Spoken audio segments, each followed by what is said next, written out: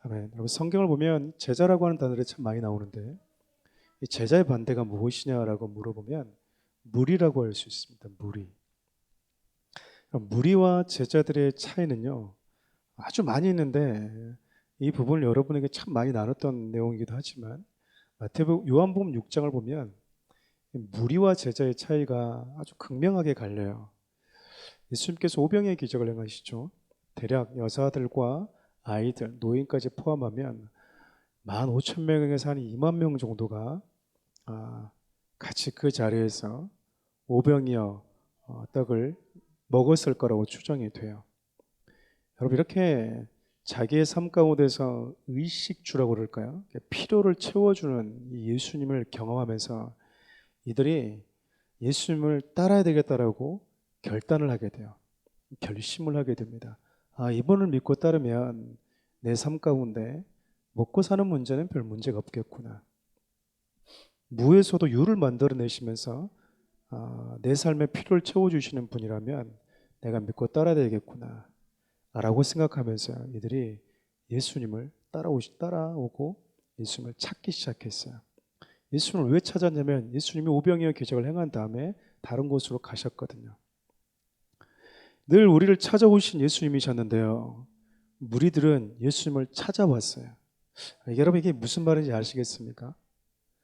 예수님은 늘 우리를 찾아오시는 분이셨는데 무리들은 그 예수님을 계속 찾아다녔어요. 찾아다녔다고요. 왜 찾아다녔죠? 자신의 필요를 채워 달라고 내 필요를 채우기 위해서 예수님을 찾아다녔던 겁니다. 여러분 우리가 인생을 살아갈 때 우리의 필요가 필요하죠. 그렇죠. 우리의 삶에 있어서 내 삶 가운데 우리가 원하는 것들이 있고 우리 인생 가운데 필요한 것들이 참 많이 있습니다. 근데 그렇게 그 필요 때문에 내 원함 때문에 간절히 주님을 찾는 자들에게 우리 주님은 자꾸 피해 다니십니다. 우리는 우리 인생 가운데 필요한 것들을 하나님께 구해야 되거든요. 근데 그 중심에 그 내면에 내가 주님을 믿는 이유, 찾는 이유가 무엇인지 우리 주님은 알고 계시고 그 질문 앞에 우리가 겸손하고 정직하게 서기를 원하세요. 서기를 원하세요. 여러분 우리 주님이 오병이어 기적을 행했던 이유는 딱 하나였습니다. 그들이 말씀을 듣고 있고 하나님 당신의 말씀을 들으려고 그 자리에 앉아 있었는데 굶주리고 있는 것이 너무나 안쓰러워 보였기 때문이었어요. 그래서 우리 주님이 그들의 영적인 말씀도 채워주셨지만 그들의 육의 허기도 채워주기를 원하셨던 거죠. 실질적으로 그것을 채워주셨습니다. 그래서 이들이 여러분 예수님을 자신의 임금을 삼으려고 찾아왔어요. 우리 주님이 그들에게 뭐라고 말씀하시죠? 우리 주님이 그들에게 너희들이 나를 찾아오는 이유가, 나를 간절히 만나려고 하는 이유가 무엇이었는지 우리 주님이 그대로 있는 그대로 드러내세요. 다시 말하면 네가 나에게 지금 기도하는 이유가, 나를 만나려고 하는 이유가, 나를 찾으려고 하는 이유가 내가 너에게 떡을 주기 때문이구나. 내가 그거 얻고 싶어서 그러는 거구나. 맞았어요. 그것 때문에 예수님을 찾아온 게 맞았거든요. 떡이 필요했어요. 먹고 사는 문제가 필요했다고요. 여러분 우리 주님이 그러면 그거 알면은 이해해 주면 안 되나요? 좀 양해해 줄 수 있잖아요. 우리 살아가는데 그게 필요하니까. 그래. 네 이 땅을 살아가는데 그거 필요한 거 내가 아니까 내가 그거 채워줘야지. 여러분 하나님께서 예수님께서 구하라 찾고 두드리라고 말씀하실 때요. 우리 주님은 분명하게 말씀하셨어요. 내가 너희들이 원하는 것을 주겠다고 말씀하신 적이 없어요. 너희들에게 좋은 것을 주겠다. 여러분 원하는 것을 다 주는 분이 누군지 아세요? 할아버지 할머니. 할아버지 할머니는 달란트로 다 줍니다. 사탕도 막 줘버려요. 그 뒤에 일을 생각하지 않아요. 초콜릿 막 주고요. 아이들이 달라는 건 다 줍니다. 근데 여러분, 달라고 해도 안 주는 존재가 있어요. 그게 부모예요. 왜죠? 좋은 것과 좋지 않은 것을 알고 계시는 분이기 때문에 그래요. 그렇게 여러분, 예수님을 찾아와서 당신을 찾고 싶어 했던 이유, 기도해서 만나고 싶어 했던 이유가 무엇인지를 우리 주님이 그대로 얘기를 해버린 거예요. 너희들이 나를 간절히 만나고 찾으려고 하는 이유가 이것 때문이었구나. 여러분, 그러니까 그들이 뭐라고 얘기하죠? 주님, 맞아요. 저는 이게 필요했어요. 이것 때문에 주님 믿고 따르면 안 되는가요? 라고 솔직하게 물어보면 그 다음 스텝을 우리 주님 얘기했을 텐데, 이들이 뭐라고 얘기하냐면, 예수님이 그 말씀하니까 이들이 기분이 나쁜 거예요. 불쾌했다 그 말이에요. 자신의 내면을 완전히 들켜버린 그 상황이 불편했던 거예요. 아, 예수님 믿고 따라봐야 이제 더 이상 안 주겠구나. 더 이상 안 주겠구나. 내가 필요한 건, 내가 원하는 것을 매번 줄 수 있는 사람은 아니구나. 여러분, 그 마음이 탁 들어오니까요, 이들이 예수님을 다 뭐 해버리죠? 다 떠나버립니다. 다 떠나버렸어요. 여러분, 우리가 예수님을 찾는 이유, 기도하는 이유, 만나려고 하는 이유, 동기가 저마다 다를 수 있어요. 어떤 사람은 질병의 문제 때문에, 어떤 사람은 재정의 문제 때문에, 어떤 사람은 여러분 삶 가운데 여러 가지 크고 작은 어려운 문제 때문에 주님을 간절히 찾고 만나려고 할 수 있어요. 동기는 다양할 수 있어요. 또 하나님은 다양한 동기와 방식으로 저와 여러분들을 부르십니다. 근데 여러분, 우리 주님이 사명을 맡기시고 하나님의 나라를 위해서 함께 동역하기를 원하는 사람들은 무리가 아니었더라는 거예요. 제자들이었습니다. 제자들이었어요.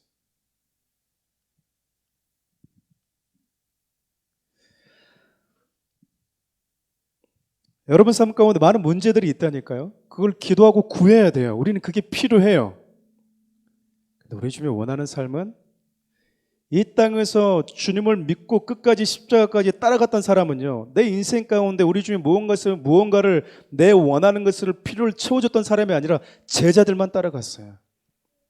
예수님이 제자들에게 질문을 딱 던집니다. 다 떠나버리는 거예요. 여러분, 5천 명이 아니 2만 명이 다 떠나가더라도 우리 주님이 남겨놓은 사람은 딱 제자들 뿐이었어요. 미련을 두지 않았다고 그 말이에요. 그래, 너 나 제자하지 않아도 돼. 내 곁에 있기만 하면 돼. 너 나한테 구하면 내가 너 필요한 거 줄 테니까 제발 가지만 마. 그럴 수 있잖아요. 달래줄 수 있잖아요. 여러분, 목사도 성도를 떠날 때 말해줄 수 있어요. 아니요, 하나님 그것도 주실 수 있는 분이세요라고 말할 수 있거든요. 우리 지금 잡지를 않으세요. 우리 제자들이 이렇게 질문합니다. 너희도 갈래? 너희도 갈래? 이 말이 무슨 말일까요? 너희도 내가 너희들이 필요한 원하는 떡 주지 않으면, 너희들이 먹고 사는 문제 해결해 주지 않으면 너희도 갈래? 베드로가 대답하죠. 주님이 그걸 주든 안 주든 당신이 내 인생 가운데 삶의 이유고 목적이고 생명인 걸 알아버린 이상 저는 안 떠납니다라고 얘기를 해요. 그게 제자예요.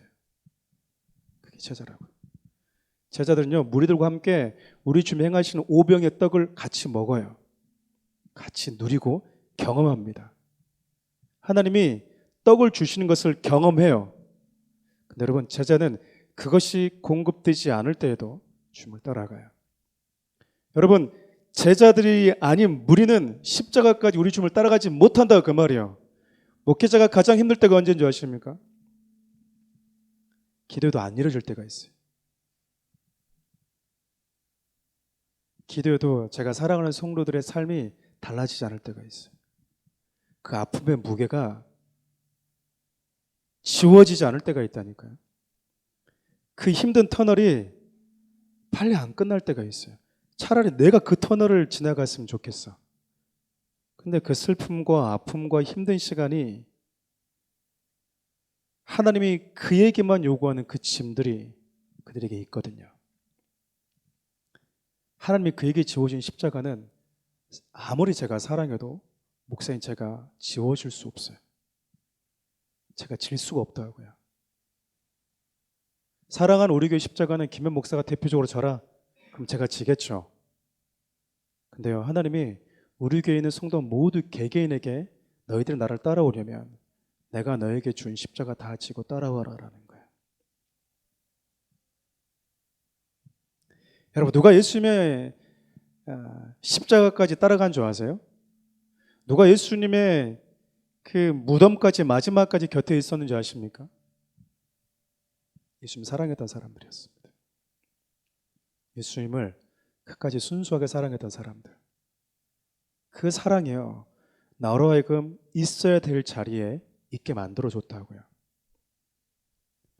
여러분들에게 그걸 부탁하고 싶은 거예요. 간절히 원해도 내 삶이 달라지지 않을 수 있어요. 저는 그런 간증 참 많이 들었거든요. 목사님, 30년 동안 저희 아버지 어머니 위해서 기도했는데 결국 저희 아버지 어머니가 예수를 안 믿고 갔습니다. 제가 제 먹을 것을 구했나요?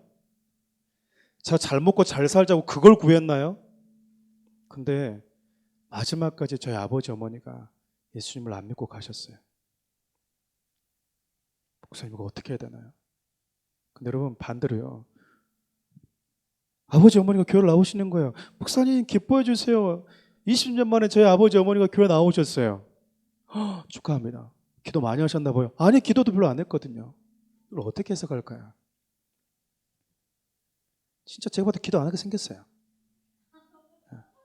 자기 이실직고 원래 기도 안 했는데 엄마 아빠가 교회를 나왔대요. 한 사람은 30년 동안 기도했는데도 불구하고 아버지가 곁에 안 온 거예요. 이 질문에 대답하기 앞서서 우리 주님이 당신이 택한 이스라엘 땅에 오셨는데 대제사장 끝까지 구원 못하셨거든요. 당신의 12제자를 끝까지 구원하지 못하셨거든요. 가룟 유다는요, 제외됐어요. 어떻게 해석할 수 있을까요?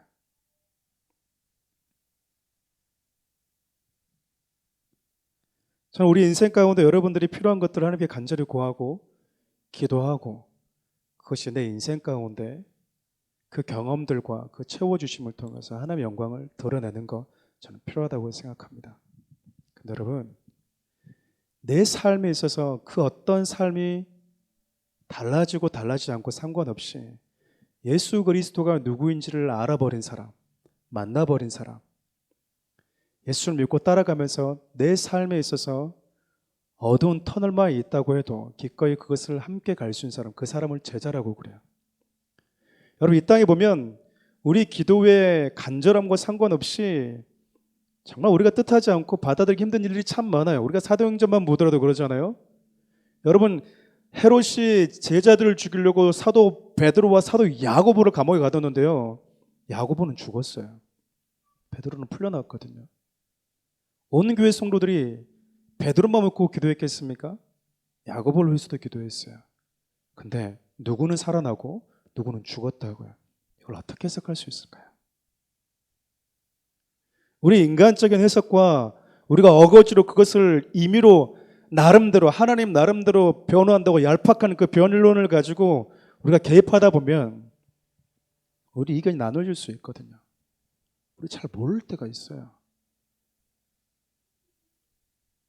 그럼 그 질문에 대한 시원한 대답이 없으면 우리는 주님을 따라가는 삶을 멈춰야 되나요? 그렇지 않아요. 여러분들이 말씀을 배우는 이유가 무엇입니까? 제자가 되려고 그러는 거예요. 제자가. 얼핏 보면 굳이 제자 되려고 하지 않아도 돼요.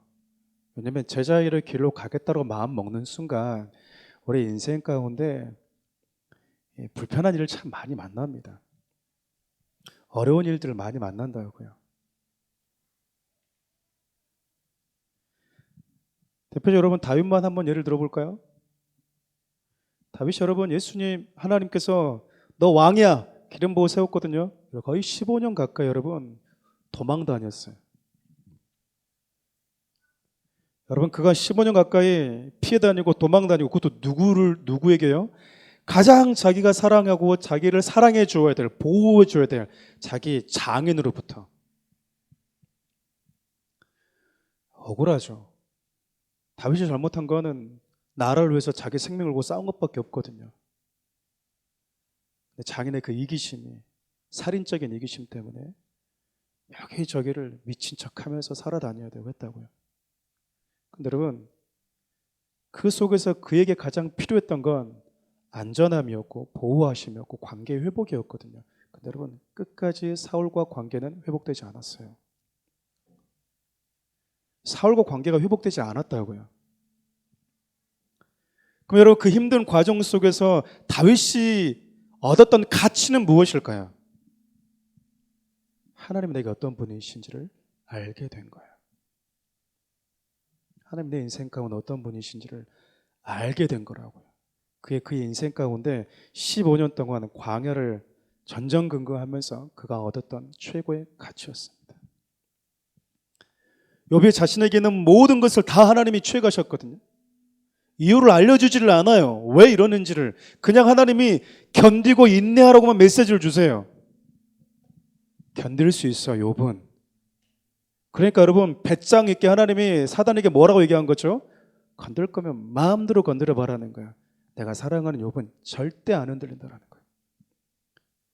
그 시기와 그 기간을 몰라요. 알지를 못한다고요. 여러분, 특별히 구약시대 때 당시에는 어떤 그 흐름들이 있냐면, 하나님을 사랑하고 하나님의 복 주시기를 원하는 자들은 실질적으로 그의 삶 가운데 형통함과 복이 주어졌어요. 부요함이. 아브라함도 그렇고 다 잘 살았다 그 말입니다. 근데 이게 신약을 놓으면 그렇지 않거든요. 그렇기 때문에 그 사람의 삶 가운데 완전히 재정적인 이 파산이 벌어졌다? 그 사람은요, 하나님 앞에 저주받은 게 맞다고 모두가 판단할 수밖에 없는 거예요. 그것도 하루아침에. 근데 욥이요, 하나님을 향한 그 믿음이 더 빛나는 정금처럼 바뀌어버려요. 제자는요, 기꺼이 하나님의 나를 담금질 하실 때 그 담금질을 견뎌냅니다. 왠 줄 아십니까? 다윗과 같이, 욥과 같이 제자들은요, 구하는 자에게 내가 가장 좋은 것을 줄 거야. 다시 말하면 제자들은 예수님이 내 인생 가운데 어떤 분이신지, 하나님이 내게 주신 가장 소중한 그분이 예수님이라고 한 것을 알아버린 자들이에요. 다시 말하면 저와 여러분들 이 땅을 살아가면서 하나님께서 주실 수 있는 가장 좋은 것을 다 받은 자들이다 그 말입니다. 가장 좋은 것을 가진 자들이에요. 그 외에는 비교할 수 없는 것들이다 그 말이에요. 그것을 아는 자들, 그것을 알아버린 자들은요, 묵묵하게 내 삶 가운데 베드로처럼 천사가 와서 옥문을 열어주던, 야고보처럼 그저 하루아침에 아침 이슬처럼 내 인생에 사라지든 관계없이요, 주님께서 내게 오라고 하신 길, 주님께서 가신 그 길을 묵묵히 따라갑니다. 묵묵히 따라가요.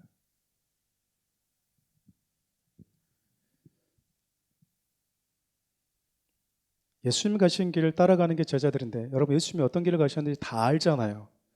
그 길 굳이 따라가겠다고 하는 자들이 제자들입니다. 여러분, 이 시대 우리 지금 찾고 있는 분들은요, 찾고 있는 사람들은 그런 제자들이에요. 그런 제자들이라고요. 저는 사랑하는 우리 교회 성도들이 여러분 삶의 현장 가운데서 하나님의 주신 풍성한 것들을 다 받아 누렸으면 좋겠어요. 그렇지만 여러분, 하나님이 여러분에게 이미 가장 좋은 것을 주셨다라는 것을 아셨으면 좋겠어요.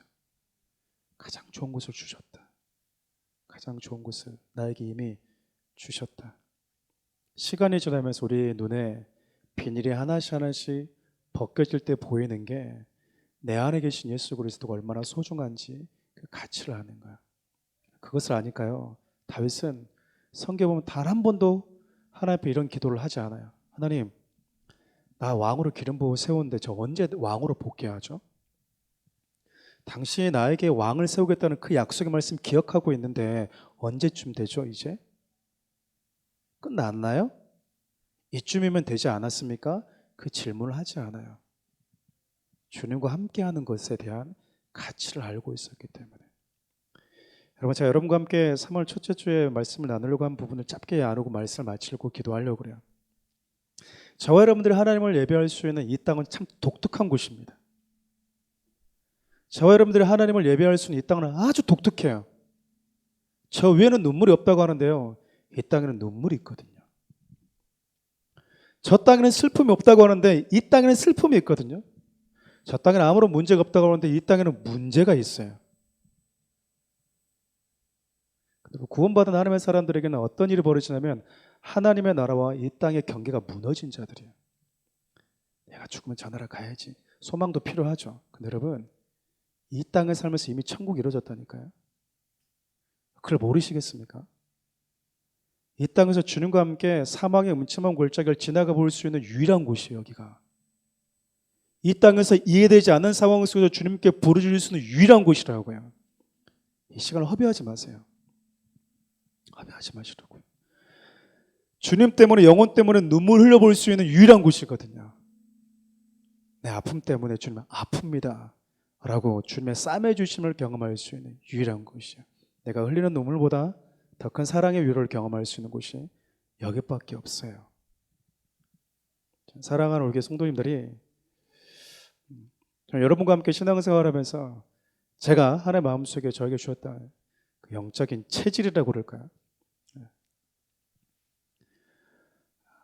그리스도의 제자로 삼는 겁니다. 기도했으면 좋겠는데, 오늘 뭐 제자 훈련 받으신 분들 뿐만 아니라 이미 제자 훈련 교육을 마치신 분들, 그리고 또 1대1 함께 받으신 분들, 우리 청년들,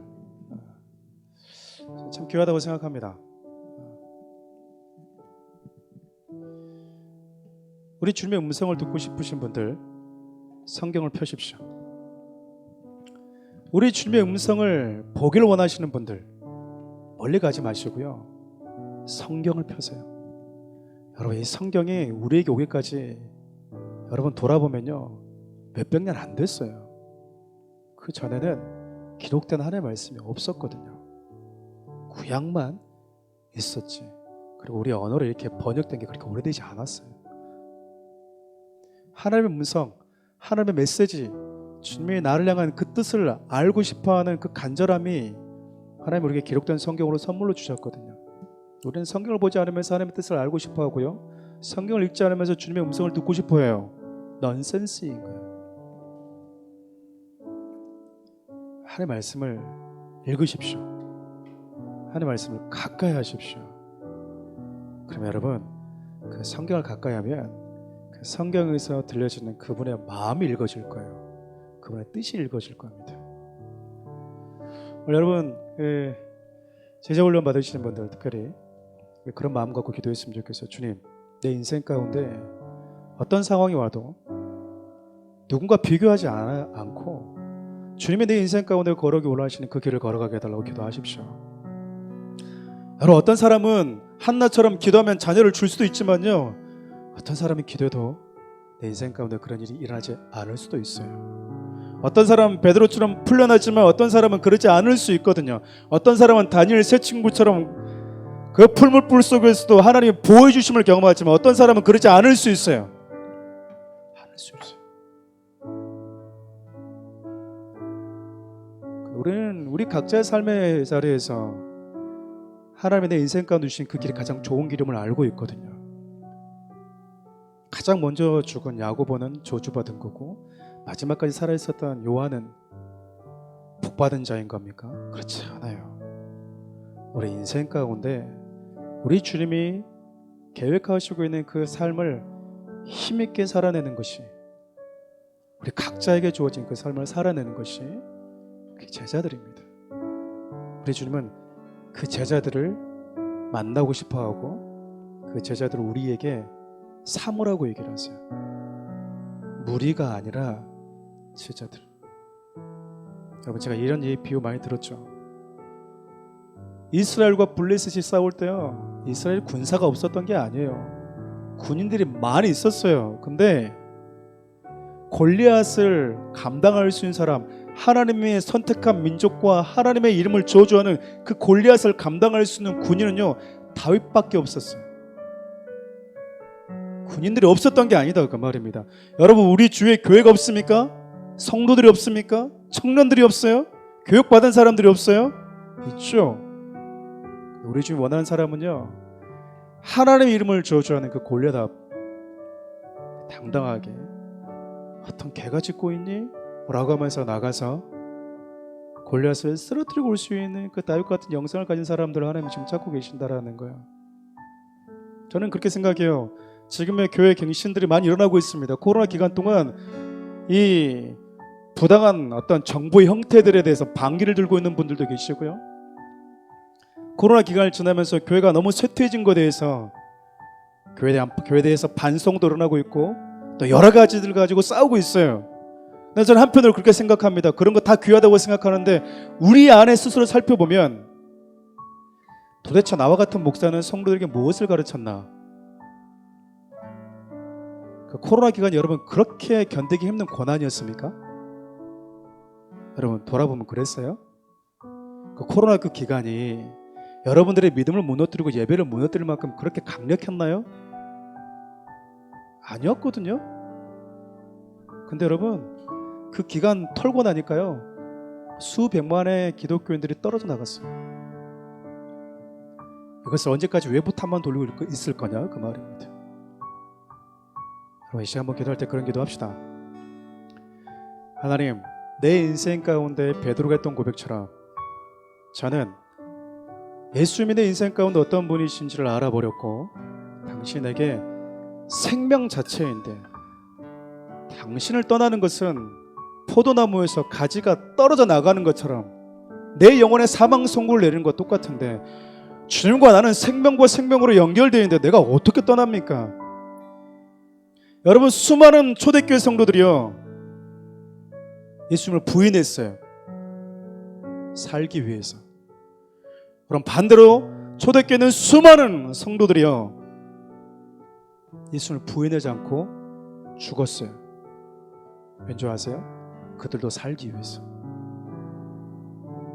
한 친구도 살기 위해서 부인했고요, 한 친구도 살기 위해서 죽었거든요. 누가 살았을까요? 누가 살았을까요? 여러분 우리가 영적인 이 전투를 갖고 있지 않으면요 이 지역 감당 못합니다. 나 하나 내 인생 가운데 먹고 사는 것이 삶의 목적인 사람은 우리 주님이 그에게 영혼을 맡기지 않으세요. 교회를 먼저 하라는 뜻이 아닙니다. 왜 여러분들에게 일대를 맡긴 줄 아십니까? 그걸 하라는 거예요. 한 영혼을 섬기는 걸 소중하게 여기라는 거예요. 자, 여러분 기도할 때 그렇게 기도합시다. 하나님, 나는 무리가 아니라 제자로 살겠습니다. 결단하면서 기도합시다.